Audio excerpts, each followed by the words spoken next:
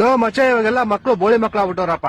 ಓದೋದು ಬರೀ ಅದೇನು ಮಾಡೋದೇ ಇಲ್ಲ. ನಮ್ ತಾತ ಮುತ್ತಾತನ ಕಾಲದಲ್ಲೆಲ್ಲ ನದಿ ಬೆಟ್ಟ ಗುಡ್ಡ ಎಲ್ಲ ದಾಟ್ಕೊಂಡು ಹೋಗಿ ಓದ್ಕೊಂಡ್ ಬರ್ತಾ ಇದ್ರು. ಓ ಮಚ್ಚ ಎಲ್ಲೋ ನಮ್ ಮುತ್ತಾತ ಗುಡುಗು ಮಿಂಚು ಬರ್ತಿತ್ತಲ್ಲ ಅದ್ರಲ್ಲೇ 2-3 ಚಾಪ್ಟರ್ ಓದ್ಬಿಡೋರು.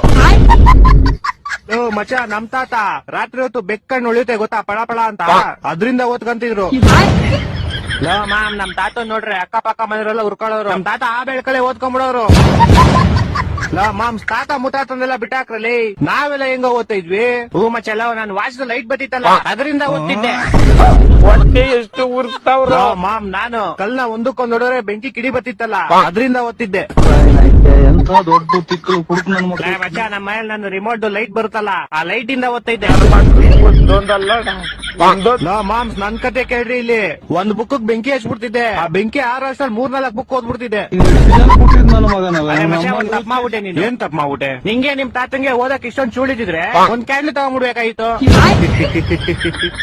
ಅಕ್ಕ ನಿಂಗೆ ನಿಮ್ ತಾತಂಗೆ ಓದ್ಬೇಕಂತ ಅಷ್ಟೊಂದ್ ಚೂಳಿದಿದ್ರೆ ಬೆಳಗ್ಗೆ ಹೊತ್ತೇನ್ ತೆರಿತಿದ್ರ ಬೆಳಗ್ಗೆ ಹೊತ್ತು ಓದ್ಕೊಬೇಕಾಗಿತ್ತು. ಅಕ್ಕ ನೀನೇನ್ ಅವಾಗಲೇ ನನ್ ಆಗ್ತಾ ಇದ್ಯಾ? ನಿಮ್ ತಾತ ಮುತ್ತಾತನ ಬಗ್ಗೆ ನಮ್ಗೇನ್ ಗೊತ್ತಿಲ್ಲ ಅನ್ಕೊಂಡಿದ್ಯಾ?